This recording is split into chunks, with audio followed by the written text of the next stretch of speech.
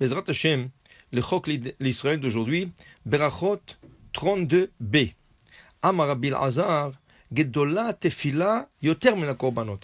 Dit Rabbi Elazar, la prière dépasse le sacrifice. Normalement, on dit que les prières sont venues remplacer le sacrifice. Alors, quand le Beth Amikdash était là, on a des sacrifices pour certaines choses, par exemple pour une faute, Korban Khatat, pour un voyage, Korban Toda, pour une faute qui est en doute, est-ce que vraiment ça a été fauté ou pas, on amène un hacham. Alors, chaque chose avait son sacrifice. Une fois que le Beth Amikdash a été détruit, alors Hachem a dit à Abraham, déjà avant que le Beth Amikdash soit construit, il lui a dit le jour que le sacrifice va disparaître, la prière va remplacer le sacrifice. Mais dit Rabbi Elazar, c'est pas rien que n'importe quel remplacement. Gdola tefila min hakorbanot. La prière, elle dépasse même le sacrifice. Comment? Il est dit dans le verset, dans Yeshaya, chapitre 1, verset 11, Lama li rob zivrachem. Hachem dit, quand ils ont fauté dans le premier temple, pourquoi j'accepterai vos sacrifices multiples? Je ne les accepterai pas. Après, Vektiv, et là-bas, dans le verset 15, il est écrit, Ube parisrem kapechem, et quand vous allez lever le main vers le ciel et prier, je ne vous écouterai pas. Pourquoi, dit Rashi, on a ajouté, après avoir dit qu'on n'acceptera pas, Hachem dit, je n'accepterai pas vos sacrifices, il a continué en disant, et quand vous allez prier, je n'accepterai pas. Ça veut dire, dit Rashi, c'est ça que la Gemara veut dire, que la prière est plus grande que le sacrifice. Pas seulement il n'acceptera pas le sacrifice, même les prières qui sont plus fortes que le sacrifice, c'est sûr qu'il ne les acceptera pas. Pour dire que c'est tellement important la prière, elle peut faire des choses que le sacrifice ne peut pas faire. Le sacrifice peut expier, mais la prière peut faire des miracles. La prière peut faire des choses qui sont impossibles. Il est rapporté qu'il y avait un grand rave. Il est très connu dans le monde de la yeshiva. Il s'appelle Rabbi Akiva Eiger. Rabbi Akiva Eiger, c'était un érudit que quand il étudiait un passage, des fois il dit « Tsarich Iyun », je ne comprends pas, il faut bien étudier le sujet.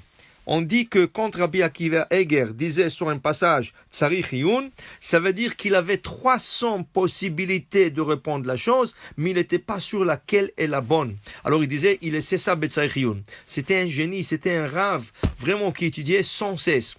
Un jour, le rave est parti dans sa ville faire Bikur Cholim, visiter le malade. Et il est passé d'un lit à l'autre dans l'hôpital, et du coup il arrive dans un lit, où le docteur il lui dit que cette personne n'a aucune chance de vivre et ça va prendre quelques jours ou un mois le plus. Le Rav, il a intervenu. Il a dit au docteur, excusez-moi, dites-moi, qu'est-ce qu'il a cette personne? Alors le docteur il lui dit, il a une maladie qui est très rare, mais on n'a pas la possibilité de le guérir. Alors le Rav il disait, écoutez, si Sa Majesté, le roi, il serait tombé dans cette maladie, est-ce que tu l'aurais guéri? L'autre, il dit, je ne sais pas. Il dit, essaye de penser un peu. La personne, le docteur, il lui a dit, vous savez quoi, je me rappelle, en vérité, une fois le roi avait cette maladie et on l'a guéri. Tu me l'as rappelé. Il a dit, et comment vous l'avez guéri? Il a dit, il y a un oiseau qui se trouve dans les forêts, dans les Amazones ou quelque part, et si on attrape ce oiseau et on le cuisine pour le malade et on lui donne à manger la soupe de fait de cet oiseau, la personne guérit. Il dit, et comment on a eu le oiseau? Comment vous avez eu le oiseau? Et il dit, le roi, il a toutes les possibilités. Il a envoyé des soldats, des troupes de soldats dans les Amazones, et jusqu'à qu'ils ont trouvé le oiseau, ils l'ont attrapé, ils l'ont emmené, et là ils ont cuisiné, et le roi a guéri. Donc, Rabbi Akiva est retourné chez lui. Il dit, c'est pas possible pour moi d'envoyer des troupes dans les Amazones, je ne sais pas comment attraper ce oiseau. Qu'est-ce qu'il a fait? Il s'est mis à prier. Il a prié Hachem jusqu'à qu'il entende sur la fenêtre quelque chose qui frappe sur la fenêtre. Il a regardé par la fenêtre, qu'est-ce qu'il voit? Le oiseau qui doit guérir cette personne, et lui, avec le bec, elle lui tapait sur la fenêtre.